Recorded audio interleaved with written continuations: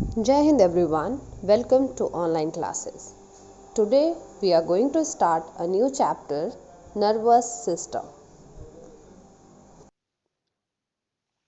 So today we are going to start our next chapter, that is Nervous System. Nervous system, देखो chapter का जो नाम है that is nervous system. That means we are going to discuss about nerves. ठीक है, जो हमारे अंदर नर्व होती है उसके बारे में हम डिस्कस करेंगे. नर्व्स क्या होती हैं?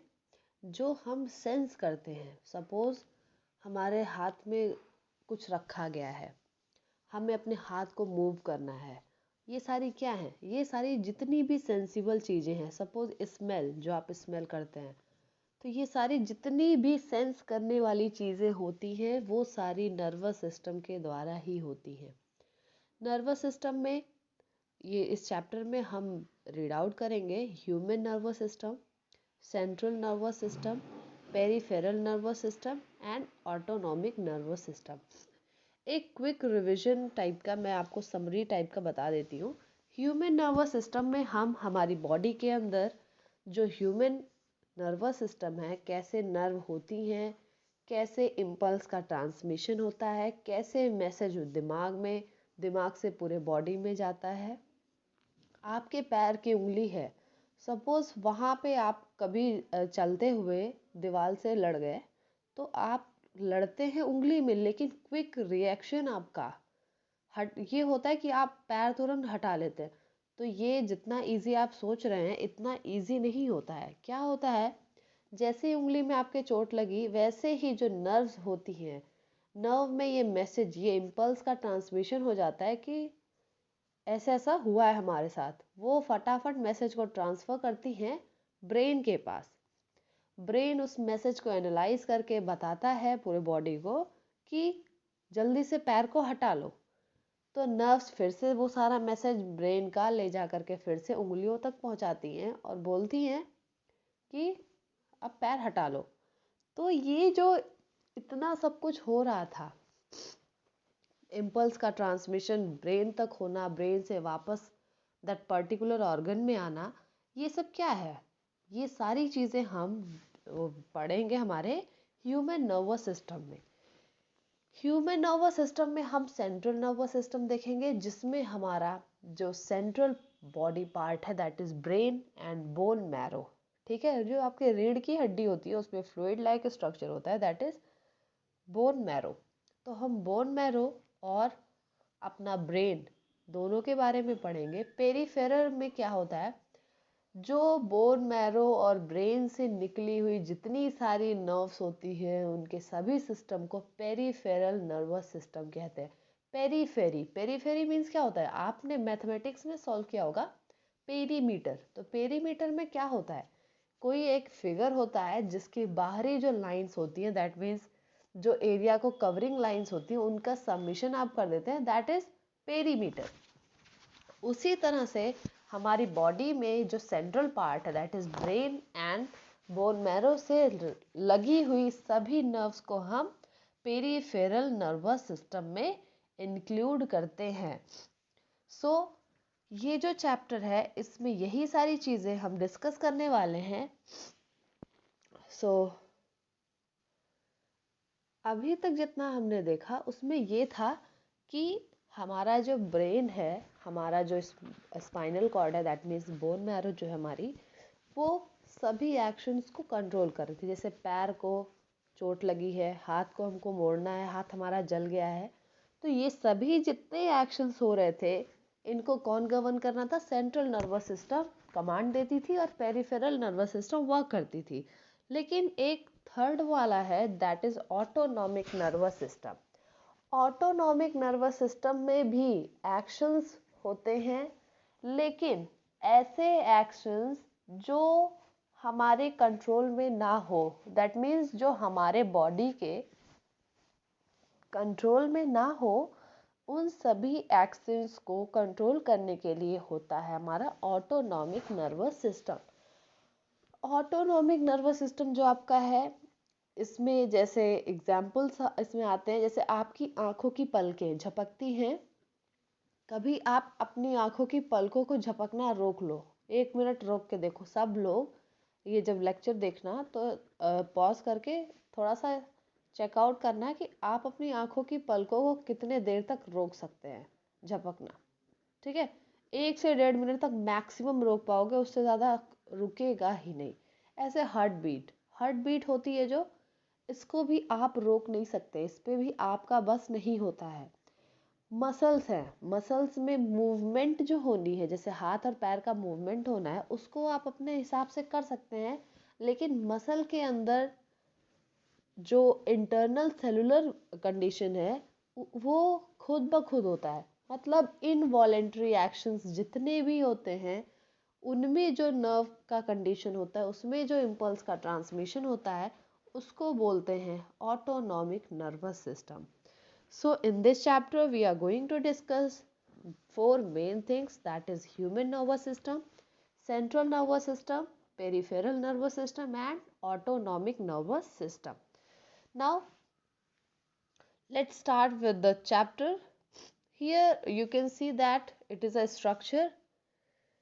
ये structure आप देख रहे हैं, ये नर्व सेल है। ठीक है, एक नर्व सेल आप देखोगे, बहुत ध्यान से देखना, ये जो रेड से लेकर के ये इतना एक नर्व सेल ये है, और यहाँ से देखो इसमें इसके जो एक्सॉन और डेंड्राइट्स है, अभी स्ट्रक्चर हम पढ़ेंगे, इसमें ये दूसरी नर्व सेल जुड़ी हुई है, ये आगे ऐसे बढ़ता गया है। इसी तरह से इधर देखो, इसका सिर था, इसका पैर ऐसे करके ये जुड़ा हुआ है, आगे इधर जुड़ा हुआ रहेगा, आगे ये इसकी पूरी बॉडी होगी। दैट मीन्स जैसे हुक्स फंसे होते हैं एक दूसरे के अंदर, उसी तरह से ये जो हमारी नर्व सेल होती है वो एक दूसरे में हुक्स के जैसे फंसी होती है। इसमें क्या होता है, एक का एक्सॉन दूसरे के डेंड्राइट्स में फंस जाता है। ठीक है, जैसे दरवाजा होता है, दरवाजे की जो कुंडी होती है उसको देखो आप, ऐसा वो अरेंज होती है कि कुंडी को जब आप बंद करते हो तो वो जो गोल सा उसका स्ट्रक्चर होता है उसके अंदर डायरेक्टली जाती है, तो कुछ उसी तरह से ये हुक्स के जैसे बंध जाते हैं एक दूसरे में। यहाँ पे देखो लिखा हुआ है, लेट्स बिगिन में identify and label the parts A B C and D in the given picture. आपको इसके नाम बताने हैं, तो इसमें एक्सॉन है, डेंड्रॉन है, सेलुलर बॉडी है, ठीक है, माइलिन शीथ है, ये सारी चीजें, तो अभी इसको स्ट्रक्चर में हम पढ़ेंगे। ठीक है, now we have human nervous system. In situations such as touching hot iron accidentally or stepping out in a bright sunlight, our body reacts differently. For example, we immediately move our hand away from the iron and shut our eyes as soon as light falls in them respectively. It shows that we respond to a sudden change in our surrounding in different ways. In this it is written that if there is hot iron and if you accidentally touch that hot rod iron, then you immediately move your hand away from that, because there is a sudden change, there is a sudden reaction from your body which do these things. Suppose you have in sunlight and sweating is there, so what is that, you don't go outside in the sunlight, so what is that, all these things are the sudden changes which your body does. ठीक है, ये जितनी भी conditions थी, इन conditions के द्वारा हमें ये पता चलता है कि हमारी बॉडी जो है वो सडन चेंजेस जो होते हैं, जो एक्सीडेंटल चेंजेस होते हैं, उनके हिसाब से हमारी बॉडी रिस्पॉन्ड करती है। जैसे हमारा हाथ जल रहा है तो उस कंडीशन में क्या करना है, चोट लगी है पैरों में उस कंडीशन में क्या करना है, एक्सीडेंट कहीं हो गया है उस कंडीशन में क्या करना है, जैसा हमारा ब्रेन होता है उसके अकॉर्डिंग हमें वो रिएक्शन देता है, जिसके हेल्प से हम फर्दर एक्शन करते हैं। Now nervous system, nervous system is a set of organ that work in coordination and control our actions and reactions to our surrounding. Nervous system एक सिस्टम है। कभी भी जब भी कभी भी जिंदगी में देखो सिस्टम कहीं लिखा हुआ है ना, तो मतलब वो एक चीज के बारे में बात नहीं कर रहा है। There are numerous things which are arranged and that is known as system. जैसे digestive system, digestive system में मुंह भी है, salivary glands भी हैं, इसोफेगस भी है, स्टमक भी है, पैनक्रियाज भी है, लिवर भी है, इंटेस्टाइन, दोनों इंटेस्टाइन है, लास्ट में एनस भी है। ये इतना सब कुछ डाइजेस्टिव सिस्टम में है। ऐसे ही नर्वस सिस्टम में अलग अलग ऑर्गन्स हैं, सेट ऑफ ऑर्गन्स है, लाइक ब्रेन है, बोन मैरो है, नर्व्स हैं, नर्व में नर्व सेल्स हैं, ऐसे करके सेट ऑफ ऑर्गन्स है जो वर्क करती हैं कोऑर्डिनेशन में। कोऑर्डिनेशन मतलब होता है कि एक दूसरे के हिसाब से मिलजुल कर। जैसे अभी खाना है, मान लो आपने खाना खाया, मुंह ने अपना काम किया, दांतों ने अपना काम किया, चबाया, उसको पेट तक पहुंचा दिया। अब पेट उसको आगे HCl का फंक्शनिंग वहां करे ही ना, बोले हम तो नहीं करेंगे भैया जाओ। अब खाने का क्या होगा? मुंह ने तो काम कर दिया, पेट ने अगर काम नहीं किया तो आगे पूरी बॉडी, तो पूरे बॉडी में डाइजेस्टिव सिस्टम में काम होगा ही नहीं। तो जितने भी सिस्टम होते हैं हमारे, वो कोऑर्डिनेशन में वर्क करते हैं, मतलब एक के बिना दूसरा अधूरा है, वो कोऑर्डिनेशन में वर्क करते हैं। और हमारे जितने भी एक्शंस होते हैं, हमारे जितने भी एक्शंस होते हैं सराउंडिंग्स में, उनको कंट्रोल करते हैं। So nervous system controls and coordinate the functions of our body according to the surrounding. तो ऐसे चीज़ों को अपने लैंग्वेज में बनाना सीखेंगे। Now, in other words, we can say that nervous system is the control system of our action and reaction in the surrounding. Yes, we have understood that. Now we have read about nervous system and parts of nervous system in our previous class. हमने nervous system और parts of nervous system के बारे में पहले भी पढ़ रखा है। Let's recall what we have learn. चलो फिर से एक बार दोहराते हैं हमने अब तक क्या क्या चीज़ें पढ़ी हैं। The sudden change in our surrounding that generate a reaction और response in body is called stimulus.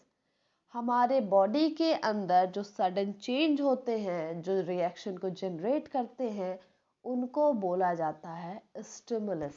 ठीक है, मतलब कि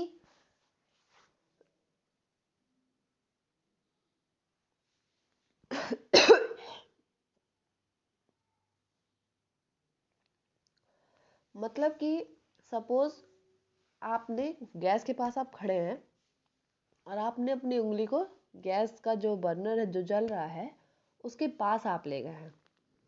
तो उस कंडीशन में क्या होता है, तुरंत आपने रखा, 1 या 2 सेकंड बाद आप उंगली को हटा लेते हैं। उस कंडीशन में क्या हुआ, जब उंगली आपने रखी, वहां से मैसेज सीधा ब्रेन को गया, ब्रेन से वापस मैसेज आया कि उंगली को हटा लो। तो उंगली को हटा लो जो ये मैसेज था, ठीक है, ये जो रिएक्शन था, ब्रेन ने जो ऑर्डर किया था, इसको बोलते हैं स्टिमुलस। ठीक है, The stimulus can be of any type such as bright light, loud sound, dust particle, touching a hot object and stepping on a pointed object. ये जो स्टिमुलस होता है जिसपे हमारी बॉडी रिएक्ट करती है, ये बहुत तरह के होते हैं। सपोज कभी जलता हुआ कोई चीज़ है, उस पे रिएक्ट हमने किया तो वो अलग स्टिमुलस है। कभी कीली पे पैर पड़ गया, उस पे हमने रिएक्ट किया, वो अलग स्टिमुलस है। दैट मीन्स जैसी कंडीशन होती है उसके हिसाब से हम रिएक्शन करते हैं, and that is known as stimulus. The reaction or activity that our body shows to the stimulus is called response. जो कीली पे आपका पैर पड़ा, ठीक है, तो वो क्या था, स्टिमुलस, और आपने पैर हटाया, ये क्या है, रिस्पॉन्स। कीली पे आपका पैर पड़ना, दैट इज स्टिमुलस, एंड आपका पैर कीली पर से हटा देना, दैट इज रिस्पॉन्स। ठीक है, for examples when we touch a hot iron, example है कि जब हम हॉट आयरन को टच कर रहे हैं, we remove our hand immediately, हम अपने हाथ को तुरंत हटा लेते हैं। तो जो हॉट आयरन है वो क्या है, स्टिमुलस, और हम अपने हाथ को हटा रहे हैं, दूर कर रहे हैं, दैट इज रिस्पॉन्स। ठीक है, सो the stimulus generate a wave of electric disturbance that travel through the nerves and initiate a response called impulse. जो स्टिमुलस होता है, जैसे कि जो जिस चीज़ से हम टकराते हैं वो क्या होता है, वो हमारी बॉडी में जनरेट करता है एक वेव जनरेट करता है जो कि इलेक्ट्रिकल वेव होती है। अब सोचो कि इलेक्ट्रिकल डिस्टरबेंस कैसे आ जा रहा है। आपको पता है आपके बॉडी में एलिमेंट्स होते हैं, आपको ये चीज़ क्लियर है। आपकी बॉडी में एलिमेंट्स मतलब कि सोडियम, मैग्नीशियम, कैल्शियम, आयरन, ये सारी चीज़ें होती हैं, आपको ये चीज़ क्लियर है बहुत ही अच्छे से। बोलते हैं ना कि बैलेंस डाइट क्या होती है, vitamin, mineral, fat, carbohydrate, protein सारे का मिक्सचर होता है जिसको बोलते हैं बैलेंस डाइट। इसी तरह से जो बैलेंस डाइट में मिनरल्स होते हैं, मिनरल्स में क्या होता है, यही sodium, potassium, magnesium, calcium, iron, ये सब आप जो खाते हैं ये हमारी बॉडी में प्रेजेंट होते हैं, ब्लड में प्रेजेंट होते हैं। इन्हीं में से जो सोडियम होता है, पोटेशियम होता है, ये सब आयंस का काम करते हैं। आयंस आपने पढ़ा होगा केमिस्ट्री में, आयंस होते हैं magnesium ion, calcium ion, sodium ion, potassium ion. तो हमारी बॉडी में क्या होता है, ये आयंस के फॉर्म में भी पाए जाते हैं। तो आपने पढ़ रखा, एक पिन थी, एक कीली थी, उस पर आपने रख दिया पैर, उस कंडीशन में क्या हुआ, वो तो आपका स्टिमुलस था। उस स्टिमुलस पे पैर रखने की वजह से आपके बॉडी में एक इलेक्ट्रिकल इम्पल्स जनरेट हुआ, एक इलेक्ट्रिकल वेव हुआ, पैदा हुआ, जो क्या कर रहा है, फटाफट नर्व सेल के थ्रू वो जो इलेक्ट्रिकल वेव है वो फटाफट आगे बढ़ती जा रही है, ट्रांसमिट होती जा रही है, ट्रांसफर होती जा रही है, ब्रेन तक गई। ठीक है, तो हमारी नर्व सेल सारी नॉर्मल कंडीशन में थी। एट पर्टिकुलर टाइम हमारे बॉडी में क्या हो गया, उस टाइम इलेक्ट्रिकल इम्पल्स का जनरेशन हो गया, इलेक्ट्रिकल वेव का डिस्टरबेंस हो गया, इलेक्ट्रिकल कंडीशन डिस्टर्ब हो गई हमारे बॉडी की। और हमारा जो बॉडी आगे फर्दर दिमाग के पास ये मैसेज गया, दिमाग ने बोला पैर को हटाओ। तो ये जो इलेक्ट्रिकल डिस्टरबेंस रास्ते में हुआ, वापस आने में और जाने में, इसको बोलते हैं impulse. So the definition is the stimulus generate a wave of electrical disturbances that travel through a nerve and initiate a response is called impulse. जब ये वेव इलेक्ट्रिकल वेव्स के फॉर्म में मैसेज गया ब्रेन तक, वहाँ से आया message कि पैर को हटाओ, दैट इज रिस्पॉन्स। वो जो डिस्टर्बेंस था वेव ऑफ इलेक्ट्रिकल वेव्स का, उसको बोलते हैं इम्पल्स। ठीक है, the sense organ that receive the stimulus and transmit it to the brain through nerve are called receptor. ऐसा सेंस ऑर्गन जो इस स्टिमुलस को रिसीव कर रहा है और मैसेज को आगे ब्रेन तक पहुंचा रहा है, उसको बोलते हैं रिसेप्टर। जैसे कि आपकी टंग है, टंग पे आपने चीनी रखा, पानी रखा, नमक वाला कोई चीज़ खाया, खट्टा कोई चीज़ खाया, तीखा कोई चीज़ खाया, तो ये जो है टंग आपकी, ये क्या है, दिस इज रिसेप्टर। क्यों ये रिसेप्टर है, क्योंकि आपने मीठा खाया, तीखा खाया, ये क्या कर रही है, तुरंत मैसेज को ब्रेन तक ट्रांसफर कर रही है कि देखो मेरे ऊपर कुछ रखा हुआ है, क्या है ये। तो ब्रेन ने बताया कि अरे यार ये तो मीठा मीठा कुछ है। तो ये जो हो रहा था, तो हमारा जो टंग जो है वो रिसेप्टर का काम कर रहा है, ये सेंस ऑर्गन है।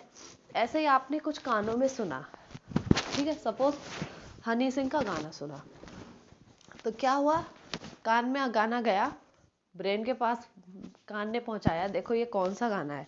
ब्रेन ने बोला अरे यार ये तो हनी सिंह का गाना है। तो ये जो कंडीशन होती है इस तरह की, इसमें क्या है, जो कान है आपका वो रिसेप्टर है। ठीक है, तो ऐसे करके एक और है, after receiving signals from the brain through the nerve the affected organ और muscle respond to the stimulus. जब हमारा ब्रेन मैसेज को, सिग्नल्स को दे दिया है उस टाइम, और दैट पर्टिकुलर अफेक्टेड ऑर्गन पे जा रहा है, जैसे सपोज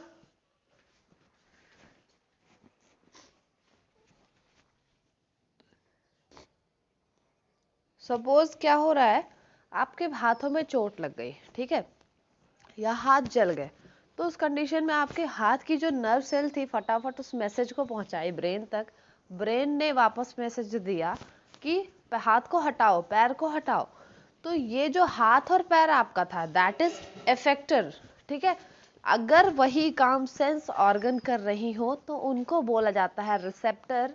लेकिन सेंस ऑर्गन्स के अलावा, जो 5 सेंस ऑर्गन है, इसके अलावा अगर दूसरा कोई यही काम कर रहा है तो उसको बोलते हैं इफेक्टर। ध्यान रखना ये चीज, रिसेप्टर कब कहा जाता है, जब कभी आपका सेंस ऑर्गन है वो कोई मैसेज ब्रेन को दे रहा है और ब्रेन ने वापस मैसेज उस ऑर्गन को भेजा है, तो that condition is known as receptor. In that condition, that sense organ is known as receptor, whereas if any organ is damaged or any organ is injured, in that condition, if that organ passes signal to the brain and brain orders to remove that particular organ, in that condition the organ is known as effector. तो जब sense organ की बात की जाए, वहां से कोई message transfer हो रहा है तो रिसेप्टर बोला जाता है, और सिंपली उसको अदरवाइज इफेक्टर बोला जाता है। नाउ ह्यूमन नर्वस सिस्टम जो है वो 3 पार्ट्स में डिवाइडेड है, central nervous system, autonomic nervous system और पेरिफेरल नर्वस सिस्टम। इसके बारे में एक थोड़ा सा मैंने पहले ही बताया हुआ है। सेंट्रल नर्वस सिस्टम में 3 चीजें आती हैं, brain, spinal cord and nerve, whereas peripheral nervous system में cranial nerve and spinal nerve. Peripheral nervous system में क्रैनियल नर्व मतलब होती है जो आपका खोपड़ी है, दैट मीन्स स्कल जो है आपका, वहां से निकली हुई सभी नर्व्स को क्रेनियल नर्व्स बोला जाता है। ऐसे ही स्पाइनल नर्व मतलब रीढ़ की हड्डी से निकली हुई सभी नर्व्स को स्पाइनल नर्व कहा जाता है, ठीक है। और सेंट्रल नर्वस सिस्टम जो होता है इसमें स्पेशली ब्रेन और spinal cord along with nerves आते हैं, ठीक है। इसके बारे में डिटेल्ड हम पढ़ेंगे नेक्स्ट लेक्चर में। So that's all for today. Your assignment work is to write note on different receptor, effector, impulse, stimulus, response, on all these things. Write about them.